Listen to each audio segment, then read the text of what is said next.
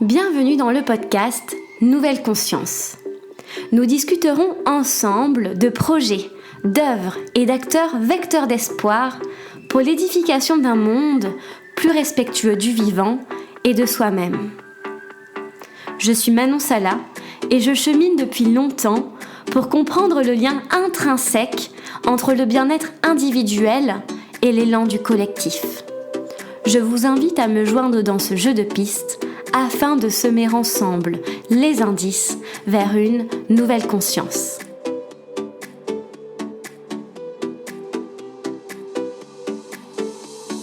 Aujourd'hui, je reçois Pia Benguigui au micro de Nouvelle Conscience.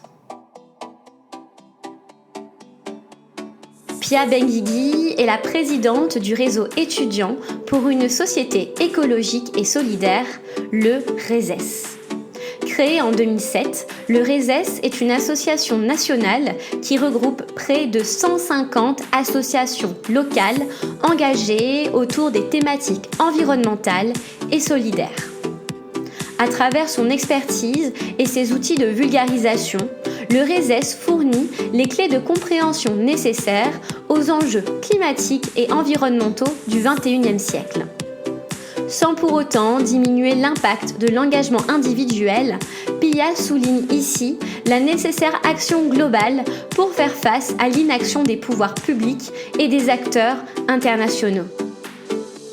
J'espère que cet échange vous donnera envie d'agir et pourquoi pas de rejoindre le RESES pour construire ensemble une nouvelle conscience vers une compréhension systémique des enjeux du réchauffement climatique et de la crise planétaire que nous traversons. Je vous souhaite une très bonne écoute.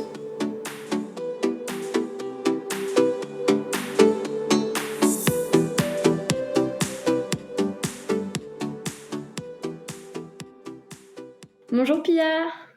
Bonjour. Comment vas-tu en ce lundi matin ? Ça va bien, un peu fatiguée de mon semestre, mais ça va très bien dans l'ensemble. Oui, c'est là on enregistre, on est en début décembre, donc j'imagine que c'est la dernière ligne droite avant les vacances avec tous les examens. C'est ça, exactement. Ouais, je comprends. Bon, merci en tout cas d'être parmi nous, puisque voilà, tu as une double casquette à la fois en tant qu'étudiante à Sciences Po Paris et puis aussi présidente du RESES. Et c'est ça dont on va parler aujourd'hui.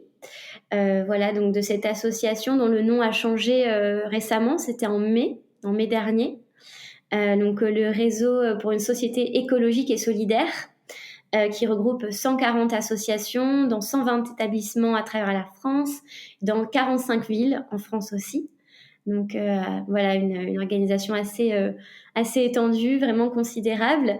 Est-ce que pour commencer, tu pourrais nous expliquer quelle est la vision de l'écologie portée par l'association, s'il te plaît ? Oui, bien sûr. Donc au RESES, le réseau étudiant pour une société écologique et solidaire, on essaye de porter une vision ambitieuse de l'écologie et transformatrice de nos sociétés, qui vise aussi à dépasser juste la notion de sensibilisation ou de geste individuel. Et donc on veut viser un modèle de société qui soit plus sobre, qui soit compatible avec les limites planétaires et surtout qui prenne aussi en compte les enjeux de démocratie, de solidarité et de justice sociale. Donc pour ça, comme je l'ai dit, on essaye de dépasser cette approche individuelle et d'aller au-delà de la sensibilisation parce qu'on pense qu'il est temps pour autre chose. Et évidemment, c'est très important, chacun, chacune, d'agir à notre échelle individuelle ou à une échelle très locale. Mais les crises auxquelles on fait face aujourd'hui, et la crise écologique évidemment en premier lieu, ça demande des changements politiques, des changements structurels qui sont importants, voire massifs. Et donc, il est temps aujourd'hui d'arriver à ces changements et on essaye au sein du RESES de pousser pour ça et donc de porter un message qui soit plus politique. Ok. Et du coup, votre particularité, justement, c'est de réunir les associations. Donc, vous êtes l'association avec les autres associations. Donc, quels sont les besoins des associations de terrain ? Comment a émergé le RESES ? Enfin, voilà, est-ce que c'était un constat qu'il y avait un manque de concertation ? Voilà, qu'est-ce qui vous a poussé ? Et puis, au final, qu'est-ce que vous apportez de plus ? Le but premier du RESES, c'est de mettre en commun justement l'aide des associations étudiantes qui agissent sur ces enjeux et de ensuite réussir à porter un message politique ou un message de plaidoyer qui puisse être plus fort. Mais la première motivation, je pense, le premier besoin des associations qui nous rejoignent, c'est juste de créer du lien entre elles et d'être mises en réseau pour pouvoir soit soi-même dans ses propres projets avoir des inspirations ou pouvoir échanger des bonnes pratiques, et derrière aussi qu'on puisse tous et toutes ensemble porter un message plus fort. On a été créé en 2007 à Toulouse, donc un événement qui avait réuni plusieurs associations étudiantes qui agissaient sur les enjeux de développement durable. À l'époque, on parlait plutôt de ça, et qui ensuite a donné naissance au RESES. Le premier nom du RESES, c'était le REFED, pour Réseau étudiant français pour le développement durable.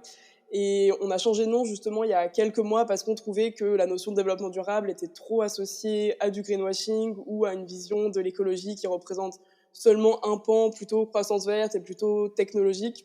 Mhm. Donc nous, on a voulu élargir ça et aussi rappeler et toujours avoir en tête que l'écologie, ça ne peut pas fonctionner tout seul et que ça doit aller avec les thématiques de solidarité, de justice sociale et aussi de démocratie au sens large. Et Mhm. aujourd'hui, on est à 150 associations membres environ, Ok. et qui recoupent des dimensions assez diverses et qui sont assez diversifiées elles-mêmes. Donc il n'y a pas un seul besoin unique de la part des associations. Ça va d'associations qui peuvent être plutôt généralistes. Par exemple, on a l'association des étudiants en médecine d'Angers, donc qui est une association de médecine. Et là, c'est plus leur branche environnement qui fait partie de notre réseau pour être mis en lien avec d'autres associations, pour pouvoir avoir de l'inspiration, de l'accompagnement sur leurs projets.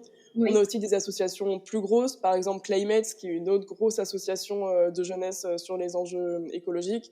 On a par exemple le GNOME, qui est une association à Montpellier, qui est plus une association qui fait des sorties naturalistes et qui s'intéresse à ces enjeux-là. On a Ingénieurs sans frontières Provence, ou encore une autre association à Clermont qui s'appelle Utopique, un café, une épicerie solidaire. Donc tout ça pour dire que notre réseau est assez large et on n'a pas que des associations écologistes ou spécialisées dans l'écologie. On a aussi parfois d'autres associations qui touchent à des thématiques plus larges, soit généralistes, soit par exemple de solidarité, mais qui souhaitent nous rejoindre pour pouvoir justement toucher à ces thématiques-là et les intégrer dans leur politique ou dans leurs projets. D'accord. Oui. Donc c'est vrai que c'est la question que je me demandais si c'était uniquement cantonné aux associations étudiantes, mais en fait non. Voilà, ça va au-delà pour justement représenter ce projet de société en dehors des écoles en fait et l'ouvrir à. Euh, Oui et non, parce que quand même, on reste une association étudiante, donc on a un conseil d'administration où il y a des associations étudiantes, et notre bureau élu est constitué seulement d'étudiants et d'étudiantes parce que c'est notre champ d'action principal, et on se cantonne à ce champ d'action parce que sinon c'est trop large et on deviendrait une trop grosse association. Donc quand même, la plupart de nos associations membres sont des associations étudiantes ou de jeunesse qui touchent à ces enjeux-là. Et, tout notre accompagnement et toutes les formations, les guides et les fiches pratiques qu'on propose sont aussi axés autour du monde étudiant et du monde de l'enseignement supérieur aussi au sens large. D'accord. Et donc, pour vous rejoindre, comment on fait? On vous contacte directement et ensuite vous nous insérez dans le réseau et j'imagine qu'il y a une boucle et vous mettez à disposition des outils et des moments, des événements, c'est ça? C'est ça, pour nous rejoindre, il suffit d'adhérer à l'association, c'est sur le site internet, l'adhésion est à prix libre et c'est réservé aux associations étudiantes ou aux associations qui touchent aux thématiques de jeunesse. Si vous Mhm. avez un doute sur est-ce que vous rentrez ou pas dans la catégorie, vous pouvez bien sûr nous contacter. Et ensuite, une fois que vous êtes membre du réseau, la première implication, c'est que vous participez à la vie du réseau, notamment à notre assemblée générale qu'on fait une fois par an en mai. On organise des grandes rencontres nationales avec plein d'étudiants et d'associations étudiantes. On propose en même temps des conférences, des ateliers, des disques soupes ou des choses comme ça. Et ensuite, bah, vous pouvez bénéficier de tout l'accompagnement qu'on propose. Donc, c'est nos formations, nos guides, nos fiches pratiques, à chaque fois gratuites pour les associations étudiantes et pour les étudiants et étudiantes. Et là, ça touche à des sujets assez variés. Ça peut être l'alimentation durable, l'événementiel responsable, aussi les enjeux de communication responsable, les enjeux de climat et énergie. Mhm. Et là, en décembre, on a sorti un guide plaidoyer sur son campus pour accompagner les associations étudiantes ou les étudiants et étudiantes directement à mener un plaidoyer en direction de leur administration ou de leur direction de leur université ou de leur école, plutôt axé enjeux écologiques et solidaires et comment rendre les formations ou rendre les campus plus responsables et qui intègrent les enjeux écologiques et solidaires, mais ça peut aussi servir de guide général sur comment mener une discussion ou une négociation avec son école et son université. Et ensuite, les associations membres bénéficient aussi de notre accompagnement au local sur leurs projets ou qu'elles souhaitent avoir ou sur diverses dimensions de leur association. Ça peut être des partenariats financiers ou des partenariats de communication. On peut aider là-dessus. Et on fait aussi de l'animation de réseau, c'est-à-dire qu'on propose aux associations de se rencontrer, surtout dans nos villes antennes. Aujourd'hui, on a 6 villes antennes en France. pour tout simplement créer du lien, créer des synergies et se regrouper autour de ces enjeux. D'accord, génial.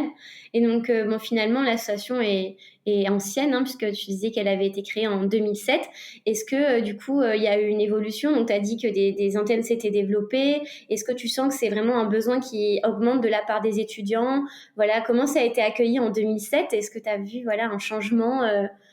Voilà, parce que c'était assez précurseur, je pense, à l'époque, voilà, comparé à 2015, où là, vraiment, la mobilisation de jeunesse a explosé en Europe.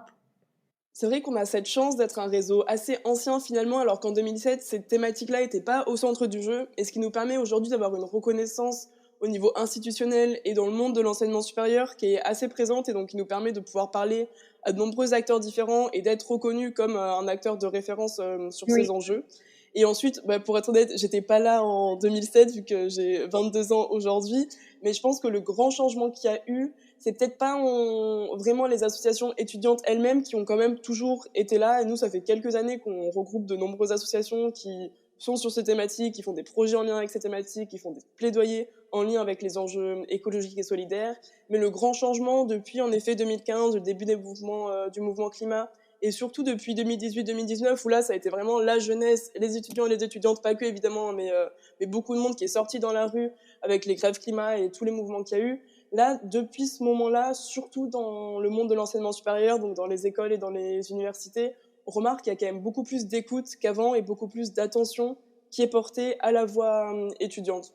Et ça, d'accord. on le voit, nous, côté étudiants, évidemment, qui nous font des retours là-dessus, et on voit que les associations mènent de plus en plus de projets en lien, mais on le voit surtout au niveau des établissements avec qui on est en lien, donc des établissements d'enseignement supérieur, qui vraiment prêtent attention à ces thématiques et nous écoutent, alors qu'avant, souvent, on nous trouvait gentils, on trouvait qu'on avait des projets super, mais on était beaucoup moins écoutés et on était beaucoup plus régulièrement mis de côté, alors qu'aujourd'hui, c'est vraiment au centre du jeu et la plupart des établissements ont pris conscience de ces enjeux et essayent de mener des projets en lien avec ça. Évidemment, on trouve que ça va pas assez vite ou que c'est souvent pas assez ambitieux, mais en tout cas, la grande différence, je pense, ces dernières années, c'est qu'il y a vraiment maintenant cette volonté d'agir au sein du monde de l'enseignement supérieur et aussi chez les étudiants et les étudiantes directement. Et d'ailleurs, ce qui est assez intéressant et ce qui est pour nous aussi une vraie force, c'est que très souvent, c'est les étudiants et les étudiantes directement qui poussent pour ces actions et qui saisissent leurs établissements pour que ça puisse bouger et pour que l'établissement prenne enfin en compte Oui, ces enjeux-là et prennent des mesures en sens, que ce soit pour les campus ou pour les formations ou pour les partenariats d'établissement, etc. oui. Oui, donc le pouvoir donc dans l'université va être inversé, ça va être vraiment maintenant vers le bas, les étudiants qui vont impulser, en tout cas pour le départ, pour l'initiative. Après, je sais pas dans l'exécution si vraiment il y a. Est-ce que tu sens, enfin, que vous êtes un partenaire privilégié avec les directeurs d'universités, les grandes écoles. C'est qui vraiment vos interlocuteurs principaux à part les étudiants? On est en lien avec de nombreuses écoles et universités, mais évidemment pas toutes, parce qu'il y en a des milliers en France et on ne pourrait pas être en lien avec tout le monde. Mais on a surtout des contacts au sein de la conférence des présidents d'universités et de la conférence des grandes écoles, qui respectivement regroupent les directions des universités et les directions des grandes écoles, Mhm. et donc qui aussi, enfin, on essaye auprès d'eux de pousser en ce sens, et eux-mêmes sont par ailleurs assez sensibilisés là-dessus. Et donc, c'est nos contacts privilégiés pour essayer de faire bouger les établissements, Ok. avec aussi, bien sûr, le ministère de l'Enseignement supérieur, qui, on aimerait bien aussi qu'ils poussent davantage en ce sens pour inciter derrière les établissements et pour donner les moyens, surtout aux établissements, de pouvoir intégrer ces enjeux dans les campus et dans les formations. Oui. Et est-ce que c'est en cours, ça, justement? Est-ce que tu penses qu'il y a un changement législatif qui est en train d'être mené de la part voilà, du ministère ou au niveau voilà, des règlements? La particularité de l'enseignement supérieur, c'est que c'est assez le monde de l'enseignement supérieur est assez particulier en termes législatifs, notamment parce qu'il y a le principe de la liberté académique des établissements d'enseignement supérieur, c'est-à-dire la loi ne peut pas dire ou on ne peut pas obliger les établissements à faire, enfin le gouvernement ne peut pas obliger les établissements à faire ce qu'ils veulent. Et donc il y avait une tentative justement de loi en 2019, fin 2019, pour obliger les établissements à intégrer les enjeux d'écologie, ou je ne sais pas exactement quel était le phrasé, mais les enjeux environnementaux dans les formations. Et ça n'avait pas marché, ça n'avait pas été voté par l'Assemblée parce que c'était contraire à ce principe de liberté pédagogique et liberté académique des établissements. Donc depuis, on essaye justement de travailler, de voir comment on peut, sans contraindre les établissements, parce qu'il y a ce principe-là, comment on peut quand même essayer que les établissements s'en saisissent et que tous puissent proposer des formations adaptées aux étudiants, aux étudiantes et surtout aux enjeux auxquels on fait face. Et donc pour ça, on travaille depuis bientôt 2 ans avec le ministère de l'Enseignement supérieur dans un groupe de travail qui est présidé par le climatologue Jean Jouzel et qui est seulement sur l'axe de la formation, mais qui vise à outiller le ministère et les établissements directement à comment on fait pour adapter justement les formations et quels changements sont nécessaires. Là, on avait sorti un rapport intermédiaire en juillet 2020, donc il y a à peu près 1 an et demi, qui n'avait pas été particulièrement repris ensuite, mais parce qu'il y a eu aussi toute la période Covid où c'était plus compliqué d'agir et où il y a eu d'autres priorités qui ont été mises sur la santé, sur le Covid et beaucoup moins sur ces Mhm. enjeux-là. Et là, on sort le deuxième rapport de ce groupe de travail en décembre. Et donc, on espère évidemment qu'il sera repris à la fois par le ministère, à la fois par l'établissement et par tout le monde pour que ça puisse marcher. Donc, il y a un travail qui est en cours. Le ministère s'en est saisi, mais il y a quand même une action qui est très lente, qui est inhérente à ce monde de l'enseignement supérieur, qui est très difficile à faire bouger parce qu'il y a beaucoup d'acteurs différents, parce que c'est des modèles qui sont compliqués, Mhm. parce que c'est des machines aussi qui sont très complexes. Mais quand même, ça avance, mais ça avance un peu trop lentement pour nous. Oui, oui, j'imagine. Il y a vraiment deux temps de mesure entre vous sur le terrain qui voyez la gravité et qui agissez directement enfin, voilà, tous les jours et de notre côté, enfin, les perspectives d'en haut qui sont voilà, plus lentes, qui mettent plus de temps. Ouais.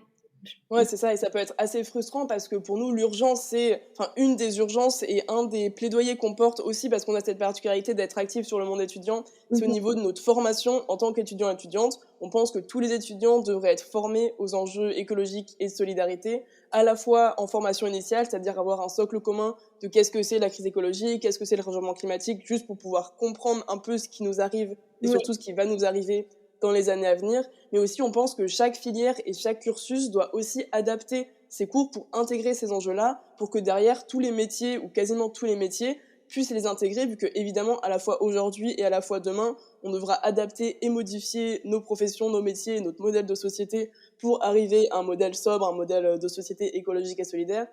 Et donc pour nous, ça c'est urgent parce que chaque génération qui arrive et chaque nouvelle promotion, si elle n'est pas formée, et bien derrière dans son métier, elle pourra pas mettre ça en application et elle devra soit rattraper le retard, soit juste continuera un modèle qui pour nous est inefficient.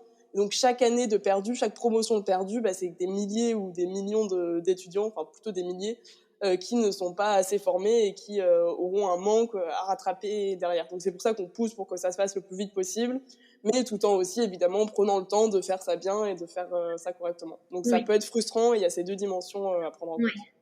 Surtout que là, donc, vous avez sorti récemment un article qui montre que 79% des jeunes sont intéressés par ces sujets. Enfin là, c'est vraiment la thématique sociale la plus citée, donc d'après une étude de l'Ipsos, devant l'éducation, devant le chômage. Donc je pense, enfin, voilà, d'après cet article, que les jeunes seront réceptifs et réceptives à ces thématiques-là, puisqu'ils veulent s'en saisir. Ouais, c'est ça. Évidemment, je pense que les jeunes et le monde étudiant est très réceptif là-dessus parce qu'on a été sensibilisés là-dessus, parce Oui. qu'il y a eu ce mouvement climat là il y a 2 ans qui avait beaucoup pris et qui aujourd'hui encore, je pense, a des répercussions. Et nous, on avait sorti une étude en septembre dernier, en septembre 2020, donc il y a un peu plus d'1 an, Oui. qui est notre consultation nationale étudiante qu'on mène tous les 3 ans et où on interroge les étudiants et les étudiantes sur les enjeux de société au prisme des enjeux environnementaux. Et Mhm. on essaye d'avoir une représentativité du monde étudiant, donc c'est-à-dire on n'a pas que interrogé les membres de notre réseau et des écolos pour la faire court, mais on a redressé les résultats pour que ce soit le plus représentatif possible du monde étudiant, et on était arrivé à des chiffres similaires ou à des chiffres qui vont dans le même sens que l'enquête qui est sortie récemment ou que les enquêtes aussi qui sortent assez régulièrement sur le sujet. Et nous, un des gros chiffres qui était ressorti, c'était que 85% des étudiants et des étudiantes sont inquiets, voire angoissés vis-à-vis de l'avenir au regard du changement climatique. Donc oui, ça montre que c'est bien une inquiétude générationnelle qui est aussi partagée, je pense, par beaucoup de personnes jeunes ou pas jeunes, mais chez les étudiants et les étudiantes, c'est particulièrement présent et c'est une inquiétude qui, je pense, fait partie de nous pour beaucoup. Il y a la thématique de l'éco-anxiété aussi ces dernières années qui ressort beaucoup parce que c'est un vrai fait que, évidemment, qu'on est extrêmement inquiet pour notre futur au vu de ce qui nous arrive dessus et au vu de l'inaction aussi des gouvernements derrière. Oui. Et quelles sont les différentes modalités d'action? Puisque donc j'avais regardé les chiffres d'engagement dans des organisations donc, de protection de l'environnement ou écologique, et j'avais été assez surprise de voir qu'il y avait uniquement voilà, 10% des 18-25 ans, selon une étude publiée par Opinionway. Donc peut-être qu'il faut penser que les jeunes s'engagent autrement que uniquement en rejoignant des mouvements écologistes. Enfin, qu'est-ce que vous voyez sur le terrain en fait? Oui, c'est ça. Bien sûr que les associations écologistes sont pas la seule manière de s'engager et heureusement qu'il y a aussi plein d'autres formes de mobilisation. Il y a déjà l'approche individuelle. Pour moi, c'est pas suffisant, mais déjà juste faire des gestes individuels, c'est évidemment une forme d'engagement et tout le monde n'a pas le temps, n'a pas les moyens, n'a pas l'énergie pour s'engager dans ces mouvements et pour moi, c'est normal que tout le monde ne soit pas engagé. Mais après, dans les freins, ce qui ressort de cette consultation nationale étudiante qu'on a sortie il y a un peu plus d'un an, en termes de consommation, déjà, le premier frein à consommer de manière plus responsable, de manière éthique, c'est le prix. Et évidemment, parce que c'est un public étudiant, donc c'est normal que ça ressorte, mais de manière générale, évidemment que le prix, ça peut être un obstacle aussi, le manque d'alternatives, parce qu'on est toujours dans Oui. un système où ça coûte plus cher de consommer plus responsable, de consommer bio, de consommer de manière écologique, disons. Et ça, évidemment, ça va pas. Et c'est là, nous, où on essaye de toujours lier enjeux environnementaux et enjeux sociaux, aussi pour pas culpabiliser Mhm. les gens parce qu'ils consomment de manière non responsable. C'est aussi parce que le système est profondément dysfonctionnel, parce que sinon, on n'aurait pas à payer plus cher pour quelque chose finalement de mieux. Voilà. C'est Et clair. aussi, pour moi, un des freins à ça, c'est la formation, et ça revient à ce que je disais. Il y a beaucoup d'étudiants aujourd'hui qui sont sensibilisés là-dessus, ça c'est sûr. Je pense qu'on est une Mhm. génération qui est née là-dedans, et donc on est très sensible. Mais il y a toujours un manque de formation sur ce que c'est exactement, quels vont être les impacts exacts de ça. Et tant qu'on n'est pas suffisamment formé là-dessus, c'est aussi dur de s'engager et de prendre pleinement conscience de ce qui nous arrive. Et donc là encore, c'est pour ça qu'on porte un plaidoyer fort sur les enjeux de formation, parce que tant qu'on n'est pas formé là-dessus, on peut pas, je pense, prendre tous et toutes pleinement conscience de ça. Et très souvent, c'est à nous d'aller chercher les informations à droite à gauche, de se renseigner. Et ça, tout le monde n'a pas l'énergie, n'a pas le temps, n'a parfois pas l'occasion de le faire. Moi, par exemple, c'est surtout via des amis, via des connaissances, via des conférences que j'ai pris vraiment conscience de ces enjeux, que j'ai eu ma bascule écologique. Mais il y a plein de personnes pour qui ça n'arrive pas, parce que si ça fait pas vraiment partie de nos cursus, c'est pas normal que ce soit à nous tout seuls d'aller chercher l'information directement. Donc je pense aussi, si les étudiants, les étudiantes et de manière générale évidemment tous les citoyens, citoyennes étaient davantage formés sur ces questions, ça pourrait faciliter l'engagement à la fois personnel, associatif, politique, etc. Oui, oui, oui. Et d'ailleurs, bon, c'est ce que vous faites dans toutes vos communications. Vous proposez à la fois des actions concrètes, par exemple le tri du matériel électronique, et à côté, voilà, à côté de ces actions, il y aura des informations pour expliquer la portée de ces actions. Donc les deux sont solidarisés. Vous mettez en contexte en fait la portée de chaque action, et donc vous fournissez les infos directement aussi. Ouais, c'est ça. Mais on essaye aussi de trouver un équilibre entre quand même, évidemment, parler des gestes individuels parce que c'est des choses qui ne feront pas la différence à l'échelle globale, mais qui quand même peuvent faire une petite différence et qui aussi incitent à l'action. Et c'est toujours mieux d'agir que de rien faire parce que parfois on peut être juste totalement déprimé si on se retrouve face à ça et qu'on sait pas du tout comment faire. Donc Mhm. évidemment qu'il y a des bonnes pratiques et des gestes individuels qu'on met en avant et qu'on invite tout le monde à faire, mais tout en essayant de pas dire non plus c'est de votre faute si tout ça arrive. Non, pas du tout. Genre, c'est un problème bien plus global Bien sûr. et c'est pas juste nous qui aurons la solution au problème. Donc, c'est souvent un équilibre à trouver, je trouve, entre sensibiliser, inciter à faire des gestes citoyens, inciter à s'impliquer individuellement, mais aussi appeler à une action politique plus forte. Oui, oui, oui. Et vous parlez souvent de vivant. Je l'ai vu plusieurs fois dans vos rapports. Qu'est-ce qui se cache derrière ce mot? Le vivant, c'est quoi pour vous? Donc, c'est différent de l'écologie. Est-ce que c'est l'écologie du vivant, l'écologie pour le vivant? Voilà, c'est quoi ce terme, et comment l'enseignement supérieur pourrait aussi nous sensibiliser à ce terme un peu plus global, encore plus global? Je pense que le vivant, c'est tout ce qui nous entoure, tout ce qui nous regroupe. Après, on n'a pas vraiment de champ sémantique très défini, donc on essaie aussi de varier parfois les manières dont on parle pour pouvoir toucher le plus de monde possible. Mais en effet, le vivant, je trouve que ça a une dimension plus politique d'en parler, non, plus poétique aussi, à la fois politique et à la fois poétique, dans le sens où c'est pas juste nous, humains, dans ce monde-là, ou juste une vision parfois qui est capitaliste de l'écologie, mais là, c'est essayer aussi d'élargir notre vision, d'élargir un peu ce qu'on fait, ce qu'on pense, pour plus se resituer, nous, au milieu d'autres choses et essayer d'inclure d'autres dimensions et de réfléchir peut-être plus poétiquement aussi à ces questions-là. Ouais, d'accord. Oui, ça nous met vraiment dans un rapport circulaire avec, voilà, enfin, ce qui vit, tu vois. Enfin, moi, ça me fait penser à ça, peut-être le végétal, l'animal, et ça fait partie de ce système Terre finalement à protéger. Est-ce que peut-être c'est ça aussi? Oui, je pense que c'est ça. Et c'est vrai que ben là, pareil, parfois, enfin, on a souvent un discours très terre à terre en parlant des formations, en parlant par exemple de l'alimentation et des enjeux qui sont très concrets, qui nous concernent directement. Mais je pense qu'il faut pas oublier que c'est aussi une lutte plus large et c'est des enjeux qui parfois nous dépassent largement. Et parler parfois de vivant, en effet, ça peut servir à nous rappeler que on fait partie d'un écosystème beaucoup plus large et qu'il n'y a pas juste nous étudiants, il n'y a pas juste le monde de l'enseignement supérieur, il n'y a pas juste la France, mais c'est quelque chose de plus large qui inclut le végétal, qui inclut le monde animal et qui inclut tout l'écosystème et toute la Terre et tout l'univers même. Oui, le micro et le macro. Ouais, ben c'est vraiment magnifique et enfin, j'aimerais espérer que justement on soit pas les seuls à penser ça. Et justement, donc il y a eu la COP 26, donc qui s'est terminée le 12 novembre. Des représentants et des représentantes du RESES sont allés là-bas.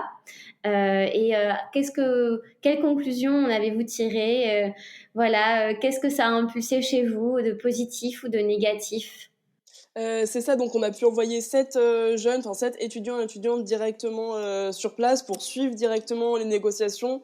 Évidemment pas y Ouais. participer de manière directe, mais pouvoir suivre ça et pouvoir aussi rapporter ce qui se passe et faire de la communication autour de ça pour essayer de sensibiliser du monde autour de ça et juste d'observer directement ce qui s'y passe et pour faire entendre aussi la voix des jeunes, la voix des étudiants, des étudiantes qui pour nous est pas assez entendue. Et ce qu'en est ressorti, je pense, comme de nombreuses autres associations écologistes ou environnementales, c'est une déception globale liée à ça, aussi parce on n'en attendait pas forcément grand-chose. On savait que a priori, des mesures ambitieuses n'allaient pas être prises, mais on est toujours déçus et toujours frustrés de voir que c'est pas le cas et de voir que les Oui. dirigeants et les dirigeantes ne sont clairement pas à la hauteur des enjeux, qui s'appuient toujours sur les Mhm. mêmes logiques de croissance infinie du PIB, sans remettre en cause notre modèle de consommation et de développement qui détruit le vivant. Et donc, Oui. à partir de là, on savait qu'il y avait pas à avoir un renversement de ce modèle de société-là qui est à l'origine de la destruction du vivant. Donc forcément, on n'en attendait pas des choses extraordinaires. Mais on a quand même réussi Oui. à être déçus par le manque d'ambition qu'en est ressorti sur de nombreux sujets. Évidemment, il y a quelques points positifs qui en sont ressortis, heureusement. Mais globalement, ce qu'en est ressorti, c'est une déception et ça a renforcé l'idée qu'on se fait que les gouvernements, que ce soit en France ou dans le monde, sont pas à la hauteur des enjeux en termes d'action et aussi en termes de logique. Oui. Oui. Et est-ce qu'il y a eu une assemblée des jeunes pour parler directement avec les dirigeants et les dirigeantes ou les jeunes étaient uniquement en tant que spectateurs ou actifs, mais dans le côté du coup plus voilà, associatif. Vraiment, est-ce qu'il y a pu y avoir cette rencontre entre les générations ou pas durant la COP26? J'ai peur de dire des bêtises parce que c'est pas le sujet que je maîtrise le mieux. Il y a une délégation qui s'appelle Youngo et qui justement regroupe toutes les associations jeunes autour de ça qui visent à porter la voix des jeunes sur cette thématique. Au RESES, on fait Oui, partie de YEE, qui est Youth Environment Europe, donc un réseau d'associations environnementales en Europe qui là aussi vise à regrouper tout le monde et à faire entendre la voix des jeunes. Comme nous, au RESES, à l'échelle de la France, on regroupe 150 associations étudiantes pour avoir une voix plus forte. Il y a pareil au niveau européen en termes de monde étudiant ou de jeunes. Mais par contre, il me semble pas qu'il y ait vraiment d'instance dédiée spécifiquement ou institutionnalisée de dialogue oui, entre la jeunesse et les institutions. Ça se fait plutôt à des échelles micro ou à des échelles locales où des personnes veulent nous rencontrer. Par exemple, ça a été beaucoup le cas avec Greta Thunberg, à un moment qui rencontrait beaucoup de personnes, mais c'était pas vraiment dans un cadre institutionnel ou dans un cadre, dans quelque chose qui soit encadré. C'était plus sur la volonté des dirigeants et des dirigeantes. Et globalement, on est assez peu écouté. On entend notre parole, ça c'est sûr, on arrive à s'exprimer, mais derrière, ça se traduit quasiment jamais en action concrète. Enfin, sinon, on le verrait bien, ça fait des oui, années, et particulièrement depuis justement 2019, enfin 2018, 2019, qu'on fait entendre une voix quand même forte. Et c'est ça que je trouve aussi intéressant, c'est que la jeunesse, qui est engagé sur ces questions-là, arrive à porter une vision d'un certain point de vue radical, c'est-à-dire qu'il revient à la racine des problèmes et qui demande des changements assez profonds, assez structurels dans nos modèles de société. C'est, je pense, ce qui fait la particularité ces dernières années du mouvement jeunesse-climat, parce que les enjeux sont tels et les problématiques sont telles qu'il n'y a pas d'autre solution que de demander ces changements plus structuraux dans nos sociétés. Mais derrière, ça ne se répercute pas en termes d'action et en termes concrets, il n'y a rien qui en ressort pour l'instant. Ouais, ouais.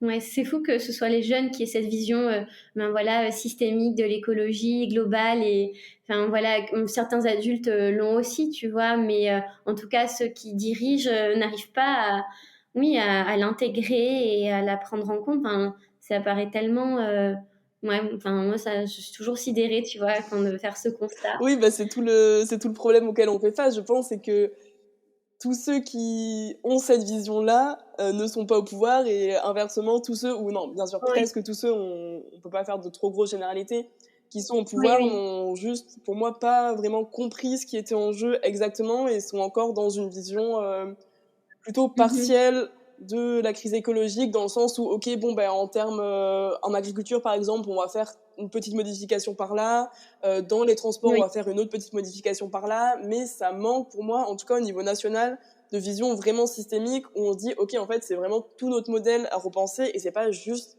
certains pans du modèle à droite, à gauche, avec des petits détails qu'on va modifier et c'est bon, on va arriver à un monde à 1.5.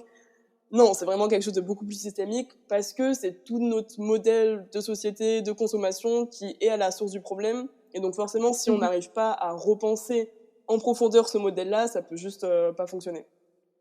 C'est clair. Mais après, pour finir là-dessus, je pense que c'est aussi lié à une forte inertie qu'il y a dans nos systèmes et dans notre société qui fait que même si on a l'envie, même si on a la volonté d'agir, c'est très difficile de le faire parce que, ben, encore une fois, comme tout est fondé sur un modèle unique qui vise à la croissance infinie et qui est basé sur la destruction du vivant, on peut pas modifier ça sans modifier en profondeur et donc c'est très difficile d'arriver à quand même faire des changements si on fait pas des choses ambitieuses ou importantes. Donc je pense que c'est pour ça aussi que souvent on est bloqué et les dirigeantes sont bloqués dans leurs actions politiques. C'est que ça reste très difficile à faire bouger. Il y a beaucoup de freins, il y a beaucoup d'obstacles à lever. Oui, oui, oui, oui, c'est un changement structurel, voilà, mais qui peut se faire, enfin voilà, qui prendrait du temps, mais voilà, il est pas trop tard et bon bah, il faut espérer que les jeunes qui portent la voix aujourd'hui, la protection de l'environnement, du vivant justement, puissent plus tard infiltrer ou même dès maintenant les organisations de façon un peu plus ouais, efficace. Non, bien sûr, mais là, encore une fois, tant qu'on n'est pas assez formé là-dessus, ça sera difficile et c'est pour ça qu'il est aussi urgent de former les jeunes et les futurs professionnels, les futurs citoyens citoyennes aussi tout simplement sur ça, pour qu'on puisse derrière agir. Et dès la primaire, enfin, tu vois, dès l'enfance, qu'on était même avant, dès le début de la formation des enfants pour que ce soit vraiment inculqué et que ça fasse partie de notre mode de pensée. Ouais, ben oui, je suis tout à fait d'accord avec toi. Bon, pour finir, qu'est-ce que ça signifie pour toi, Pia, le nom du podcast, Nouvelle Conscience? Donc, c'est la question finale. Voilà, qu'est-ce que ça veut dire? Comment tu l'as ressenti quand tu l'as lu pour la première fois? Mais pour moi, justement, nouvelle conscience, ça peut faire écho à cette dimension assez structurelle de l'écologie qui, pour moi, est fondamentale ou en tout cas est au cœur de mon engagement. De se dire, Oui. c'est pas juste un changement à droite ou à gauche qui va faire la différence, c'est pas juste nos gestes individuels qui vont changer, mais c'est plus un nouveau modèle de société, peut-être une nouvelle conscience, même si là, c'est une dimension peut-être un peu plus personnelle ou plus psychologique, je sais pas si c'est le bon terme, qu'on met en avant, mais qui a aussi toute son importance. Et donc c'est ça, c'est cette nouvelle conscience, je pense, à avoir à la fois du vivant, à la fois de nos sociétés et du monde qui nous entoure pour pouvoir arriver à ces changements. Et j'ai l'impression, c'est justement en faisant des podcasts, en faisant des livres, des films, des conférences et en sensibilisant, en parlant de ces enjeux, c'est comme ça qu'on peut peut-être créer cette nouvelle conscience et semer des graines un peu chez tout le monde qui font que petit à petit, on arrive aussi à transformer les imaginaires. Et c'est peut-être ça aussi qui ressort de Nouvelle Conscience, c'est tout ce, toute la thématique des récits, des imaginaires, Oui. qui est parfois mise de côté, mais qui a aussi toute son importance parce que c'est pas juste en faisant des actions très concrètes ou très techniques qu'on va arriver à des changements, mais c'est aussi tout un modèle de société à repenser et à changer. Et c'est en passant par une nouvelle conscience et par des nouvelles logiques de pensée, de réflexion, de mode de vie qu'on peut, pour moi, arriver à faire la différence et aussi à embarquer tout le monde là-dedans parce qu'on ne peut pas faire de transition écologique et on ne peut pas faire de changement de nos modèles de société si les gens sont contre et si on ne suit pas. Donc, c'est aussi toute cette dimension, moi, que je vois derrière Nouvelle Conscience. D'accord, merci. Super. Et pour vous suivre, on peut vous retrouver du coup sur votre page Instagram, sur votre site internet qui est très bien fait, sur LinkedIn, sur Facebook, sur Twitter, et vous écrire si vous voulez rejoindre le réseau. Voilà, et être accompagné par Pia et toute son équipe. C'est ça, merci beaucoup Manon. Merci à toi.